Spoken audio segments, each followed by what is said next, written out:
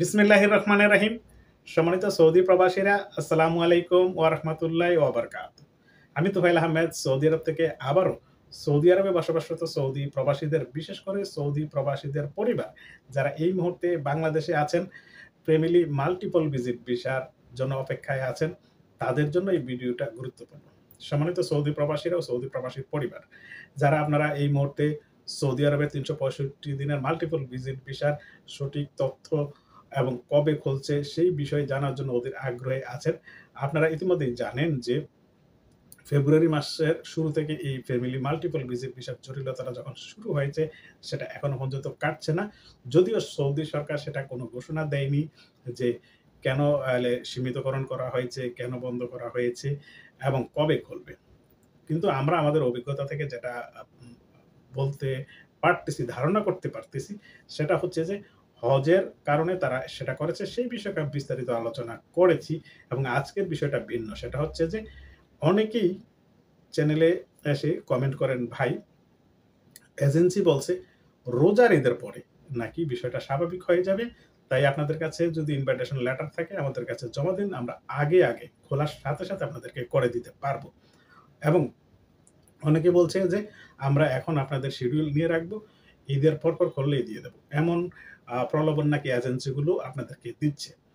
এটা কি সত্য নাকি? অনেকে প্রশ্ন করেছেন আমাদেরকে। তাই আপনাদের উদ্দেশ্যে বলবো, ভাই এটা সম্পূর্ণ ভুল। কারণ হচ্ছে এজেন্সি, এই ভিসার যারা কাজ করে তাদের কাছে কখনো আপনি সঠিক তথ্য পাবেন না। তাদের কাজ হচ্ছে আপনার কাজ করে দিতে হলে তারা অর্থ পাবে। তাই আপনার কাজগুলো তারা নিয়ে রাখবে।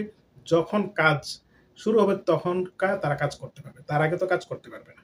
কিন্তু আপনি যখন আপনার পাসপোর্ট, ইনভাইটেশন লেটার সহ তাদের কাছে দিয়ে রাখলেন, পরবর্তীতে তারা যে টাকা দাবি করবে কিংবা তাদের সময় মতো আপনাদেরকে সার্ভিসটা না দিতে পারলে, হ্যাঁ? আপনারা তাদেরকে কিছু বলতে পারবেন না। এবং কি পাসপোর্ট এবং ইনভিটেশন লেটারটা তাদের থেকে উঠিয়ে আনতে পারবেন না যদি একবার দিয়ে দেন। তাদের ইচ্ছা ছাড়া সেগুলো উঠিয়ে আনতে পারবেন না। আপনি দূর-দূরান্ত থেকে ঢাকায় গিয়েও যদি বসে থাকেন, হুম? আপনার লাভ নেই। কারণ তারা সেটা কর্ণপাত করবে না। কারণ হচ্ছে কাজ যখন শুরু হবে তখন আমরা তথ্য দেব। কারণ আমরা এখান থেকে সঠিক তথ্যটা আপনাদের দেখুন দিব যে হ্যাঁ, এখন শুরু হয়েছে, এই পর্যায়ে আছে। কারণ গত ২ মাস ধরে আপনাদেরকে প্রতিনিয়ত তথ্য দিচ্ছি যে কবে কত দিনের ভিসা দিচ্ছি। তাই সেটার খবরও আমরাই দিব। কারণ হচ্ছে যে কারণে বন্ধ করা হয়েছে সেটা আমরা আশা করতে পারি যে হজের, কোরবানির ঈদের পরে স্বাভাবিক হতে পারে। আর হলেও আমরা তথ্য দেব। না হলেও তথ্য দেব। আর এজেন্সিকে যদি বলেন, এজেন্সি যদি আপনাদেরকে প্রলোভন দেখায়, হ্যাঁ?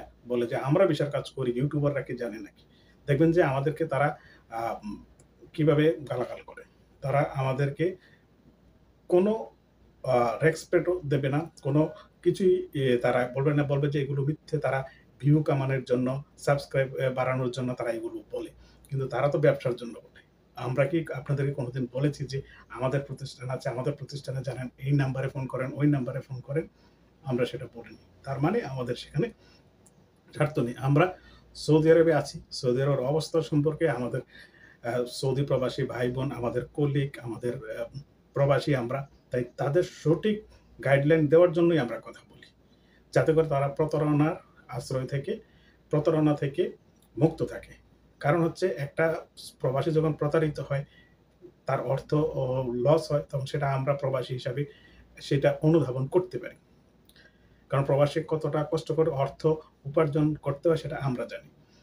তাই এজেন্সি আর ইউটিউবার একজন আরেকজনের কিন্তু মিত্র নয়।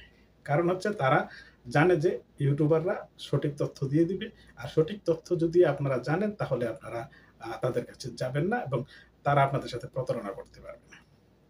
আজকের এই ভিডিওটা এজেন্সির বিরুদ্ধে গেলেও আমার করার কিছু নেই। কারণ আমরা আমাদের সতীর্থ, আমাদের কলিগ, আমাদের প্রবাসী, তাদের জন্য আমরা কাজ করি। তাই সবাই ভালো থাকুন, সুস্থ থাকুন, নিরাপদে থাকুন। আল্লাহ হাফেজ। আসসালামু আলাইকুম ওয়া রাহমাতুল্লাহি ওয়া বারাকাতুহু।